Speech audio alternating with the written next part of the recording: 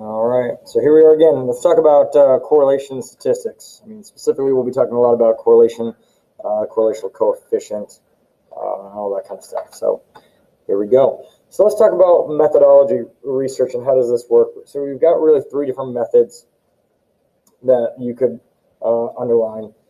I will say there are some other fringe methods, and we can get into mixed methodology and all that kind of stuff. But for the sake of what we're doing here, this is a good overview.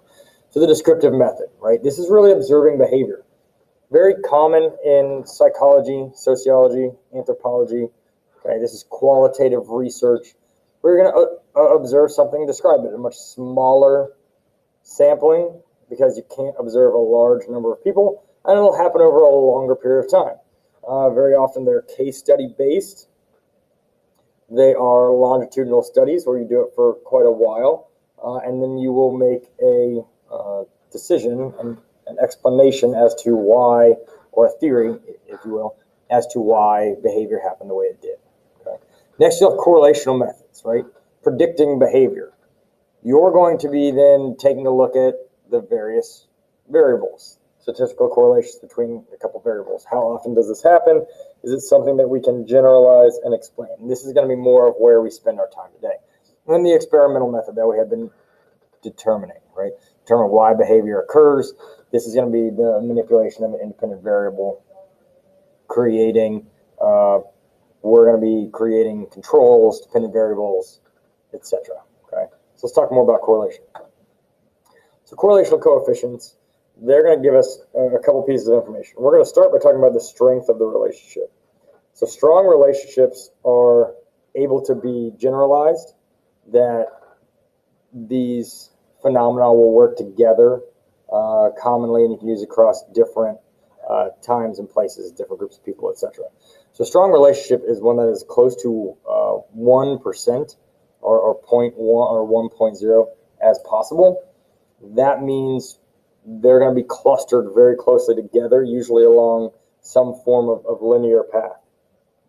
Okay, it gives very strong predictive power, meaning if that's the case, you can say if you do X, you'll get Y. And you can take a look down here at the bottom right, and you see the two lines. You got problem-solving ability and intelligence. So you can say with a 0.99% correlation that the higher intelligence or the higher problem-solving, the better you are at the other. Okay, so understand this, that negative 0.8 and positive 0.8 represent equally strong relationships, right? The plus minus here doesn't really matter in the strength of relationship. So as noted below, negative 0.83 is a lot stronger than positive 0.65. And you see a look at what we're talking about down the bottom. So height and aggressiveness, you can see there really is no correlation there. It looks like a kind of a shotgun buckshot went off and it's just completely random. That it doesn't matter really how tall you are, whether you're going to be aggressive or not. Then we get a little bit closer correlation, 0.5 correlation between health and income level. And you'd think it actually might be a little bit stronger than that, but that's kind of where we're falling, that the better income, the better health. But remember, stress comes with that, pre-existing conditions, genetics, all that other kind of stuff. And then we already talked about the bottom right. So when does a correlation coefficient become meaningful? Why does this matter? Okay, and you can take a look at this inverse curve here. So it becomes really important when you're at the farthest outside areas, okay, whether that's positive or negative. And we'll get to it in a minute. Positive and negative just talks about which way the line is going, which way the correlation is, a positive or is an inverse correlation. So the closer you get to zero, there in the middle, is basically telling you the more random something is, and the less that you're able to use that as a good predictor of behavior, of events, of connection between variables, etc. But then the further you get to the outside, it becomes very high because everything will be essentially at the same point in a good linear fashion, and you can make that generalization, right? That the higher problem-solving skills you have, the higher the intelligence may be, as the last example showed. So here we are, some raw scores, right? We got students who are watching TV, and we want to see their achievement test scores. So the X's are their hours of watching TV, and the Y are their test scores. We plot it, okay? So this gives you kind of an idea of an inverse correlation, right? That your TV viewing scores, your X at the bottom, versus your achievement scores in the Y. The more TV you watch, the lower you're going to score in those exams. And then you can start to draw some reasoning behind that. Maybe they don't spend as much time studying. Maybe they're lacking in general problem-solving skills because they are not engaging with others, yada, yada, yada. Okay, but you kind of see how that plays out. So you would still have a fairly strong correlation here because you can see that inverse or negative correlation going from staring at the screen, top left, to bottom right. So correlational coefficients, like we said, two pieces of information. Here's the second piece. Direction of the relationship, which we were just talking about. Variables that directly move up together and down together, the direction called positive correlations, are going to be noted with the pluses, right? And those positive correlations are going to move from when you're staring at the screen, the bottom left, to the top right, right? So the bottom left example, numbers of gallons pumped cost. So the more gallons of gas you pump into your car, the more it's going to cost you, right? So those are positive. They're both going up together. And then variables that are inversely related, they move in the opposite direction, okay? Or negative, indirect. And that's denoted by a negative sign in front. And then if you look in the middle chart, miles to go, miles traveled so far. So these are going to be completely inverse. They're going to be flipped. So when you start your trip, they're at 500 miles, and by the time you get there, you've traveled 500 miles to get there. So you can see how that distribution or that line is heading from top left to bottom right.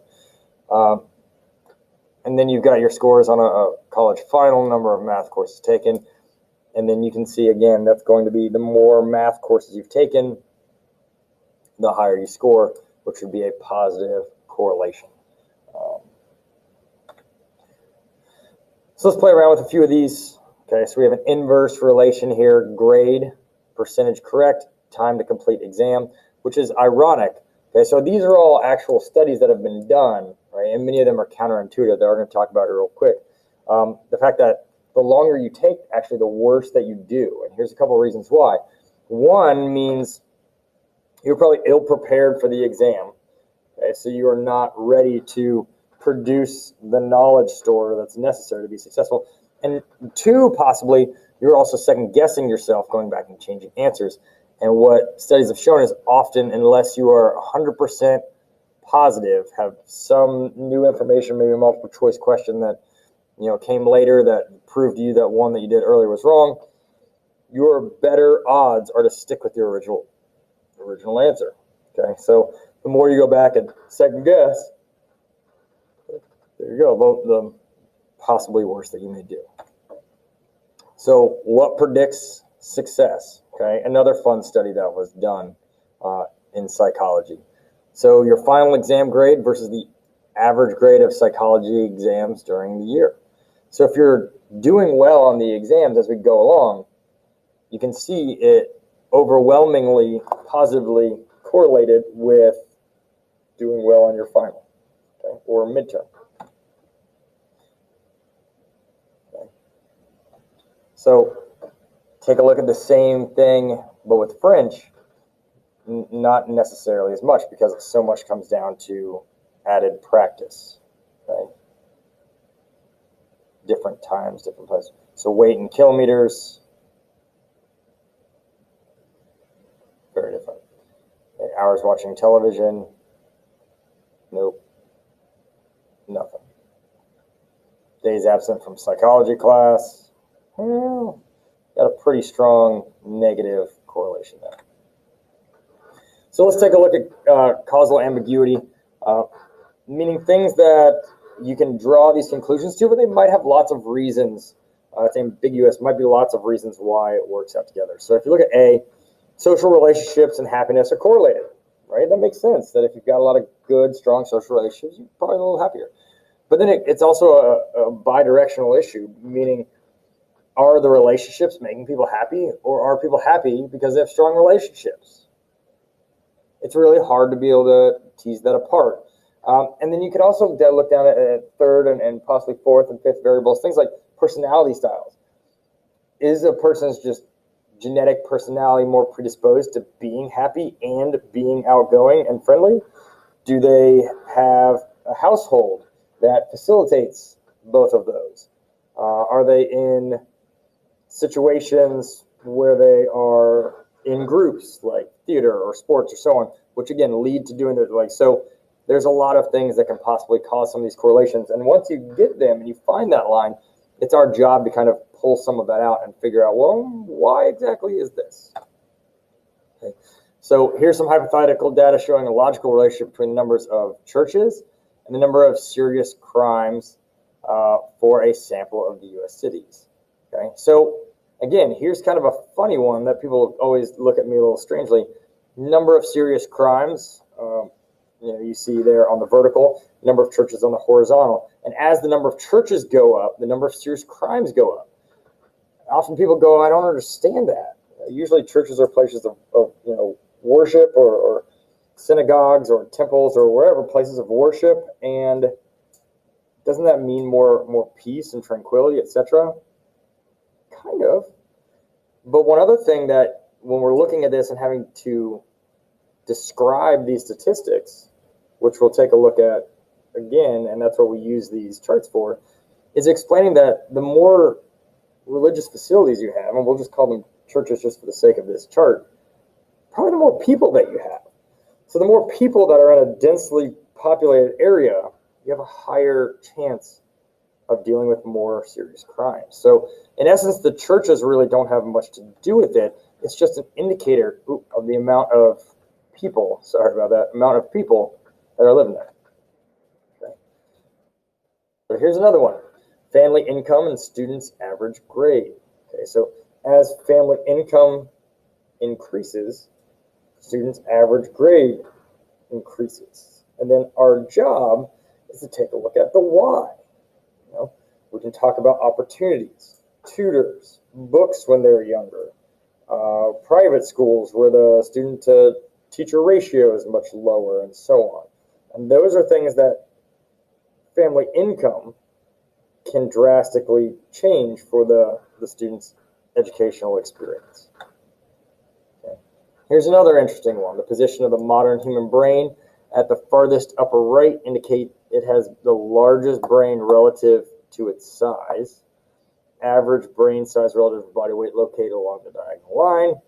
Deviation from the diagonal line indicates either a larger or smaller brain size than average. Okay, so you've got your body weight and your brain weight. Okay, you can see humans proportionally to our proportionally to our body, our brains are the largest, right? Porpoise very close. Okay, you see others, elephant is on the top half. Okay, gorillas, baboon, wolf. I like the vampire bat down there, but then you get mole, rat, possum, lion, blue whale, and those are more simple constructed brain organs. So a couple more here before we go. But hypothetical data showing relationship between practice and performance. Although this relationship is not linear, there is a consistent positive relationship. An increase in performance tends to accompany an increase in practice. And I think everybody understands that. But the fun thing about this is that it's to a point. And you can see you make really drastic increases at the beginning of practice, right? You go from a novice to pretty darn good in a short amount of time with consistent practice. The challenge comes to be great at something. So if we're talking sports, music, medicine, whatever it is that we're trying to do to be great at something, you've got to be able to endure the same level of practice and only make small gains in performance. So you can't get deterred and go, well, I'm pretty good. I think I'm fine here. And leave it at that. Be like, well, I'm better than most. If you really want to be great and continue to ascend, you have to have the grit to be able to continue to work through that. Right? So that's some pretty cool data. And here's some relationships that are not linear, so they don't always have to go in those perfect straight lines. Okay? So you've got your reaction time and years. So it gets faster when you're in your teens, 20s, 30s, and then it gets back slower. And obviously it's slow when you're first born because your brain and body are trying to figure itself out. But you see how that changes.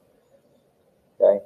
And then your mood based upon a mood-altering drug dose, okay, you can see how it changes. That if you give, the more you give, you'll have a much lesser impact, and the less you give, you have a less impact, but you have a stronger impact. Somewhere in the middle is where you'll find that sweet spot for psychological mood-enhancing medication. Okay, so hopefully that made some sense. The next and final one that we'll be doing is normal curve statistical distributions. So we'll take a look at those next. So thanks, guys.